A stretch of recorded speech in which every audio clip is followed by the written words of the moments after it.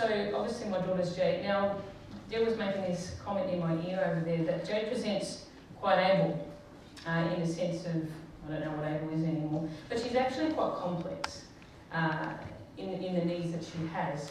And so effectively that's caused us all sorts of problems along the way. But we'll get to that briefly. So my beautiful daughter is now 23, and she has a wicked sense of humour. She is very independent, she's resilient, she's strong, and she's a great human being. I'm very proud of both my children. Obviously the world serves them in different ways, but you know, my daughter is top class. It makes me look good. My daughter makes me look good. And I always say that to my husband, Jayde makes us feel good. So my husband and I reflected just basically on where we've been and what would be useful to people in a forum such as this. So we've picked out that, of course, if there's any questions, if we miss the mark, you can come up to us and say. But basically, the one thing that we've had that's the thing that sort of anchors us is the fact that we have a compass all the time, and it's called a vision. And I know that parents have spoken to this before.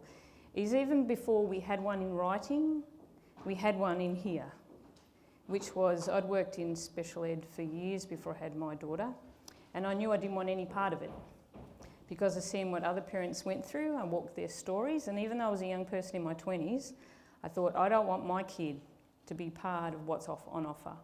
And so when our daughter was born and she was diagnosed at 3.5, I thought to myself, in my heart, I knew that I wanted her to have the same opportunities, experiences and choices of other people her peer age.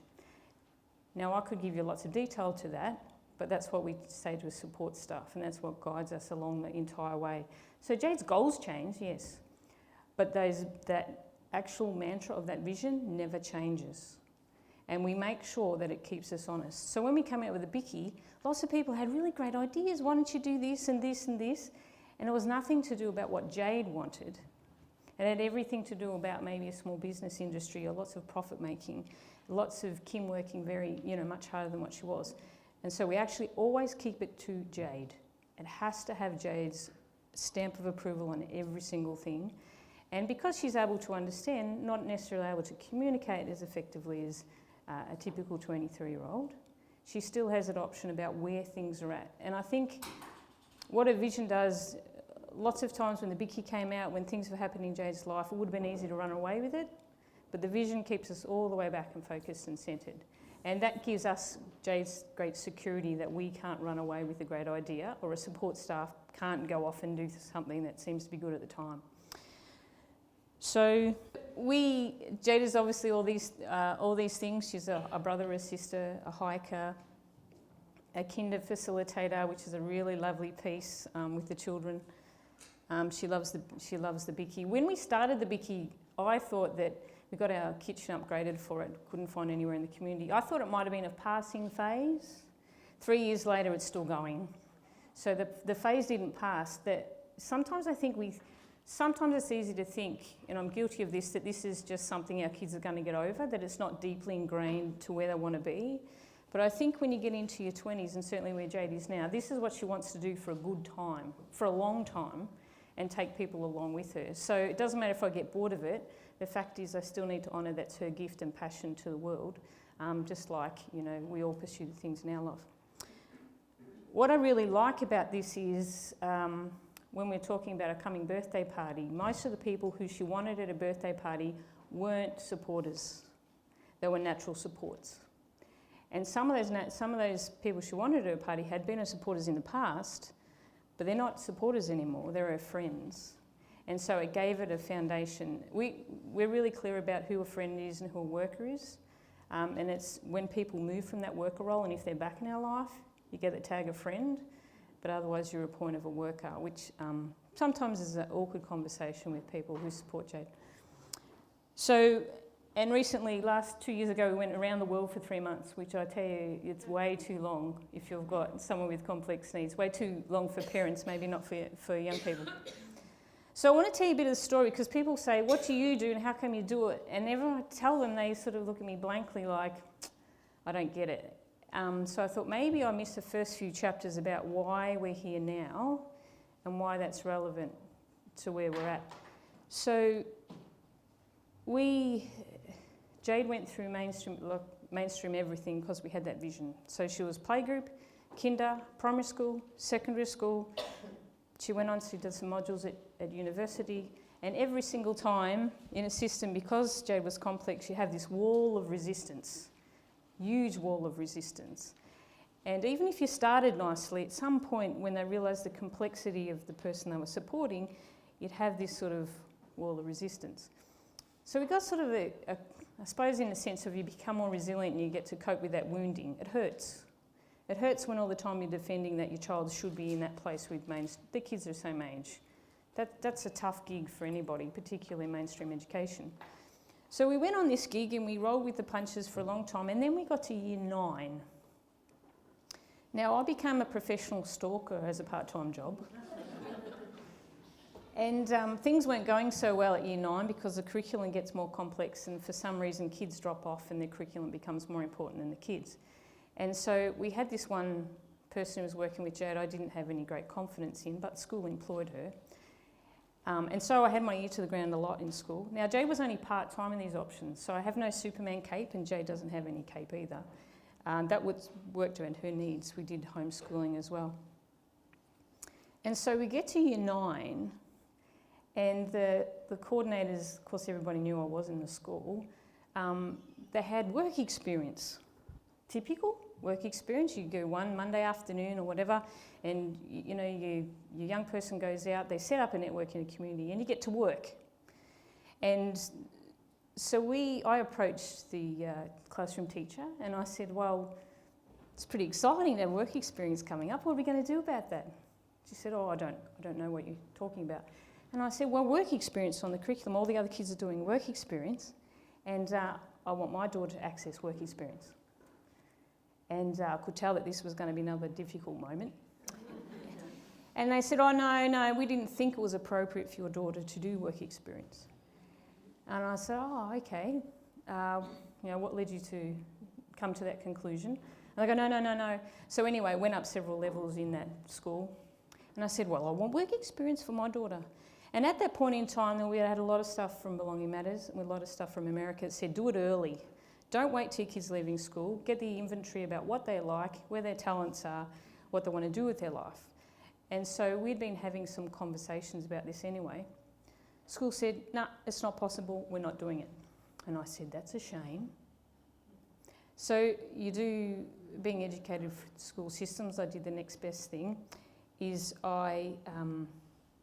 after talking a couple of times to the school principal, I went to the school council and I wrote a letter.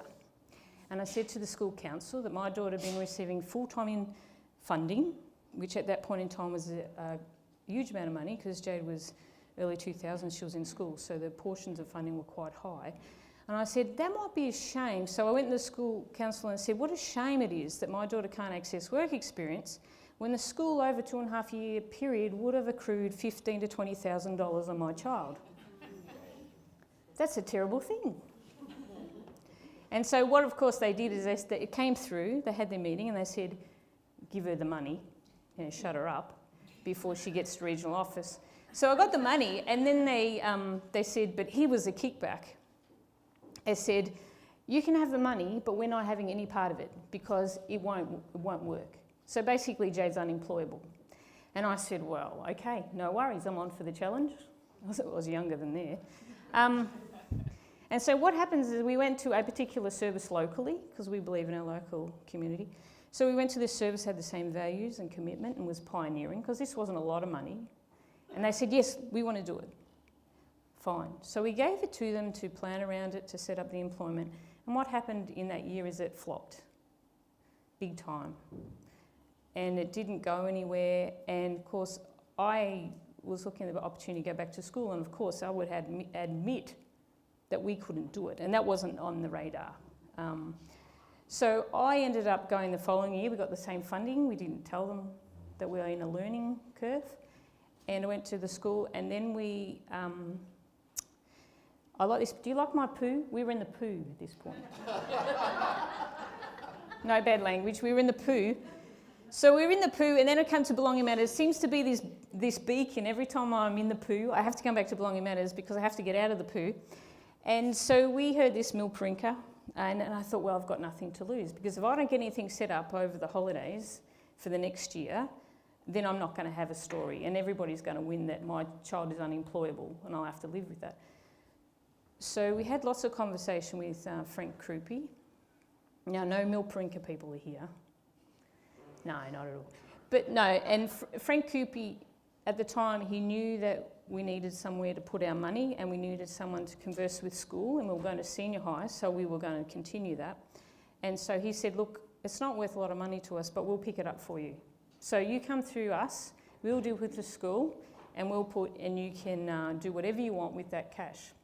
And so what effectively happened was we employed milparinka, but under milparinka, we bought an employment consultant, we employed our own support people, and we started, this was 9 years ago. So we started that, and everything started to work because we were training people, we were making sure that they were right. We had the connections through a person who was just freelancing employment. And what we got up in a very short period of time, in that 12 months, is we got a skills inventory for Jayde, what she liked, what she didn't like, what was negotiable, what was non-negotiable. And then we started to work out on real jobs and extend her time. And over that course of time, we came up with, we knew what things didn't work. But here's a cruncher. We get into a kinder role with milparinka. Milparinka us still working out relationships. And it hits the fan. Jayde's health drops the ball. We are already emotionally spent with the school that year, so we've got nothing left in the tank. And so I was saying to Frank, you know, as you do, you get tired. This is no gold-gilded life. There are exhausting moments. And I said, you know, I don't know where to go with this. And so he said, you know what, I've got this. I've got this for you. Because he knew bureaucracy and he knew how to speak to them. And so he at this time was for support for staff. And you know what, Frank Krupe picked that up. Now, you know, interestingly enough, it was a small organisation. It's much bigger, I know. But you know what, the interesting thing, do you like my cartoon? He had my back. And there's not many services that I've needed, and we've had, in Jayde's course of time in Little Bendigo, we've probably had 10 services. No one I ever felt had my back. No one had our back. Everybody, you know, do the service, and then you need to advocate, they pull out. Nobody had our back. And so what Frank bought then was a really, really good thing that employers don't often give you. And so we went to the second school. By this time we made it a success. Went to secondary education. Now the things that there's no school people here, is there? No. The thing about school is we had the work up and going, and of course we wanted to keep it going because we're getting employability, we're getting good turnover, Jayde's knowing what she likes. We just need a few more years to get it out there so we can have seamless transition through 18, you know, Futures for Young Adults, the 18 Plus program. And so we get to the next school, and there's this vice principal from hell. She calls me in one weekend, and she says, this is really terrible, so I might do this with a little bit of wounding. And so she called me in early and said, oh, I don't know if Jayde, this school's a right match for Jayde.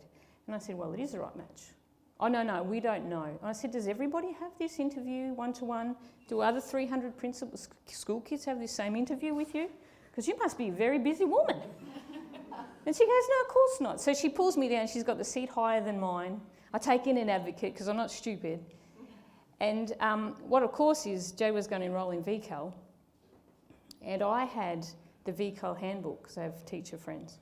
And all weekend I spent on that butcher's paper, all the reasons why Jayde needed to be in there and what the school could do to support her. So she's only 5 foot something with her high heels and leather skirt, comes in, tries to tell me how it is. And I say, you know what? Thanks for asking about how Jayde can be here. Let me tell you, I worked it out over the weekend and I loaded her office with butcher's paper about, you know, Jayde's.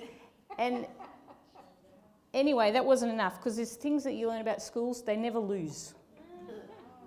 So we went along happily and we got the employment stuff. Jayde started her 2 jobs, which I'm happy to say she's had them for 7 years. This is her 7th year in those 2 roles that we got through that process. And this is a tragic, tragic thing, and this has never happened to anybody I ever think would never happen. And so we were going through this role. Everybody was happy. I got kicked out of school 3 times by the vice principal. She escorted me to the car because she didn't like me asking questions. And so that was okay. And it came to a point where she called us for a breakfast meeting. She said, "Oh, Kim and Eric, could you come for a breakfast meeting?" And I'm thinking, she's going to tell us how awesome we are. Careful, very good, careful. And I'm saying to my husband, this is so fantastic. She's realised how innovative and inclusive our practices are. And he's going, "Oh, I don't think so." So we sat in the car park, we came back out, and then there was this big room made available for us. And I go, "Big room? Wow." Yeah, thanks very much. So anyway, I get there, and every teacher that Jayde had during the induction process is seated around that table. Jayde had only been there one afternoon. Now, Jayde has high needs, so you put her in a new environment with new people, with new staff, it doesn't look very pleasant. And what they did that morning, which is the most terrible thing, I can never imagine it to happen, is every school teacher went around that room and told us, as her mum and dad, why she didn't need to be there, how destructive and deficit her behaviour was. And for me, at that point in time, 7 people dropped out of my world as human beings, because I just thought I can never imagine me ever being part of anybody's story that would wipe people out. And so it was really interesting. We learnt at that point, it does get to a point, is that if systems haven't got your back, then you're in trouble. And the second point is that once you cut trust off, it was never same for 2 years after that. You can never restore trust once that you've lost it in that particular way. And so we learnt really quickly, and that was really harsh because I think we'd already learnt that, is that, with greatest respects to NGA, that if you want something, don't rely on systems and don't rely on somebody else asking for you, because systems are not going to give it to you unless it's proven. And what happened really nicely from that is, because I used to get expelled from that school, is Frank Krupe on his dashing white horse said, "Kim, can you stop talking to the vice principal, please?" And so what happens is I did stop talking to her because she just used to red card me off the grounds. But what was really interesting is that experience, while it was painful, she taught me a whole lot about what systems, and I'm not saying all systems are, but in a sense of, if you don't lead for yourself and you don't have that vision to anchor you, and you don't have a good relationship with your service provider, then chances are, go look somewhere else or trust yourself to self-manage. So we do all the things that, let me go back here. We do all the things that self-management does, but we do it under Milparinka. So Milparinka, because we have a great relationship and because they've bailed us out several times now, history of innovation. So we do the things that people have spoken about today. We recruit and select staff, we train staff, we set the timetables, we can do things spontaneous. So if I decide on Friday this is what I want to do, we employ one of our people. We have 6 staff, all women. The most beneficial thing, and I think Morgan demonstrated beautifully within her video today, is we only, with the exception of one person, we employ people Jayde's age. And it's been one of the best assets ever. We haven't had always the opportunity to do that because Jayde's been much younger, obviously. But people Jayde's age just bring this magic to employment that we haven't had before. So we have training meetings, we have shadow meetings, we have full autonomy over what we do. So we get to choose all the fillings. This is what Milparinka do. They provide the bread. So they're the platform. So what I like about this is, it makes me think with other speakers today, I'm really lazy, but I was talking to Brenda, I've got 23 years of having permission to be lazy. I've done schools, I've done the hard yards. I really don't want to, with greatest respect again to NDS, I don't want to know what's going on with NDS. I don't want to know the changes to the box codes or to the administration. I don't want to know anything about it. We have the global portal that we manage to make sure that Milparinka do things in an appropriate way. We survey it, obviously. But we don't do anything. So in the morning, we have a set timetable. Our staff come in for short shifts. They're all people very appropriate, and they're modelled around the position. So there's a cook in there, there's an admin assistant in there, we have someone to support kinder, we have someone at home to do mornings and evenings, we have someone who does recreation. But every single thing, all that stuff, insurances, public liability, stuff that would do my head in, goes to Milprinka. Now they do pick up a commission, which is comparative to any other organisation. But for us it's like health insurance. Because our preceding chapters have been a bit awkward, I don't know, I'm not really into health insurance that much, but Eric, my husband, will say, but what if something goes wrong and you haven't got the energy or the money to fix it? Milprinka's like that for us, they're our backstop. And I don't have to collect receipts, I don't have to do timesheets, I don't have to do work employment things, I don't have to do police checks, I don't have to... Now people would argue, and they do, God bless them, they want the money. The extra money to do whatever they want. That's good. That's good. You know what? I've got so much little time of my own at the moment that I want my life back. I spent 20 years giving Jayde, setting up. She has her great roles and her great work. I just want a time to read a book. I just want time to do something for me, and I don't want to be in a washing machine of systems. I don't want to be in a washing machine. Was that the right number for that right service provider? So it's a really great relationship. So we get well looked after by Milprinka. We have a great relationship with them. And I said to my husband, should we do it different? You know, I'm going to this workshop. All these fantastic families will be out there saying, oh, I self-manage. Oh, good for you. But, you know, the thing is, it's not worth... I said to my husband, he's an accountant for the police department, so it would be easy for him to pick up. And he goes, oh, seriously, I like my football. I wanted to watch the footy on a Saturday. I don't want to collect receipts and do timesheets. And so for us, while it is, I know it's maybe an expensive thing, it is really worth it than to be conscripted yet again. The other thing we thought about with our vision is, Jay, to have the same experiences, opportunities, and opportunities to other people is, I'm not in my son's life, he's 22. I don't do his finances. There's some things I have to do for Jay because obviously she needs that. But we're trying to get out of Jay's life. And with greatest respects to NDIA, is some part about the new system for us, it looks like this is a perception, so it's subjective, is that it's wrapping families back into people's lives. And I'm trying to get out. Not that my daughter isn't beautiful and I love her, but the fact is I don't want to do more for Jayde. I'm actually trying to get away to do less for Jayde. And that's a really important thing, and, you know, Jayde would like less of us, I'm sure. So I said, I was trying to justify the fact that I don't self-manage, because you're lots of peers in the room. And I thought it's a bit like if you go, if you have a bread maker, some people have bread makers, they've got time to make their own fresh bread. God bless them. I love them. I don't have time to do that, and it doesn't really interest me that much. But, if people make their own bread and they put their own fillings in, and that's fantastic. Our family is sort of, Jayde likes to go to the bakery and she hovers over the window and she says multigrain, well, she says white bread. I tried multigrain.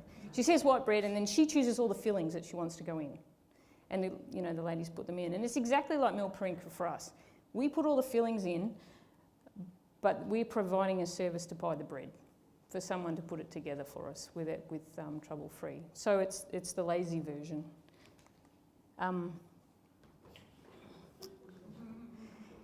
This is, I like pictures, obviously, I'm not a wordy girl.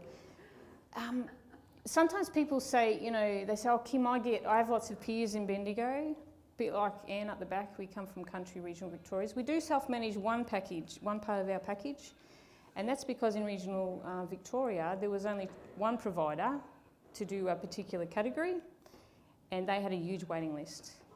And we went to a person that we wanted and we said, can we get you? And they go, no. And I said, not under NDIS because we're not registered and we don't intend to. And I said, oh, okay. So we went back to NDIA and I said, can I have that self-managed? And they said, you can have it self-managed. So that's one service and I think it's probably 6 receipts that we'll have to claim. And in a sense, I think there was a very good point that you made before. If you're going to self-manage, just take on little pieces of self-management and see if that works for you. And that's a really good fit. Thank you, Deb. But with this, it's like, when you go, you go to Roger David and you buy a suit. And you get a suit and, you know, my boy will come home in his Roger David suit and I'll say, oh, that looks nice. And he go, thanks, Mum. But you know that if you went to a tailor and if you put the time in, you got the measurements and you took the time and you had the meetings with the tailor, just like a bit like when you self-direct or self-manage, if you get a really nice cut suit, there's a big difference. You know, when I was a kid, we used to, Mum and Dad, we come from a working class family, so we used to get these cheap shoes. You know, your cheap shoes at the Target or whatever, and your mum used to put you in cheap shoes. And then my husband, we got married at 20, just opened my world to Brooks and Adidas, and I'm going, I'm never going to have cheap shoes again. Never going to have cheap shoes again. And this is a bit like Jayde's life. I would never go back to school. I would never get a program 9 till 3.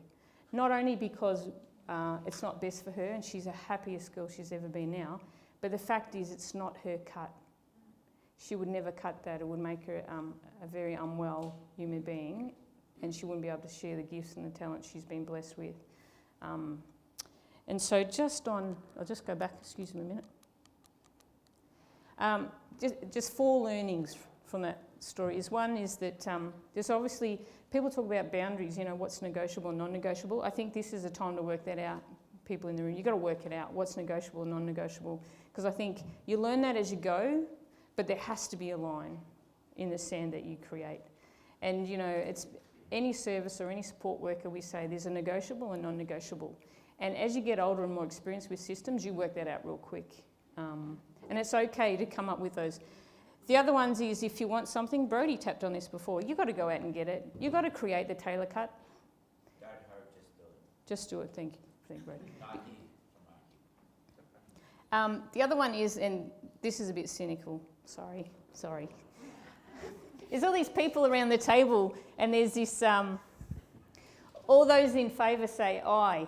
And all these people have all these things like, oh no, it's not going to work, it's not going to happen. And that's a little bit for me like systems, because I worked as a case manager for a good part of my life. I tried to help people get a good life in a tailor-cut suit. But you know what? You can't do it in a system unless you have point of power. Why Frank Krupa worked at that time for us is what he was a CEO. He was a point of power. I've been a good person, a good case manager looking after people, but I have no power. And so at the end of the day, maybe I was one of those people around the table going, I. But I knew that I wasn't doing the best thing for the individual. And of course, is the fish, we all know this, if you want something different, you've got to swim back, you know, you've got to swim a different direction. So, you know, 9 years on, Jayde's got 2 jobs, held them for 7 years, open employment, absolutely gets paid. She has the kinder job, which she's worked for 7 years, 2 kinders. She facilitates on her iPad. She doesn't, you know, has speech is challenged. And, you know, all those years ago, 9 years ago, where would I be if I didn't do anything different? She would have been rocking in a corner because she wasn't able to work. She's not unworkable, deficit, complex behaviour. I mean, if you want to adopt that for a moment, do that. But I tell you what, my kid has got more gift and talent. And the challenge is if we get more self-management types of roles, people will understand how important our sons and daughters are. But unless we put it out there and be brave, you know, I don't even want to think of the alternative. So, you know, I just encourage people is, you know, it's tough, but you know, again, it's okay to be lazy too. I mean, I'm professing it's okay to be lazy. If you're put in and you have a hosting arrangement, it works for us. You don't have to be a mathematician or statistician. You just have to set yourself up with good people, and that's the only thing that works. When you set yourself up with good people, you'll be okay. And like Ruth said before, people come into your life when you need them, but we actually have to ask for it first. So thank you.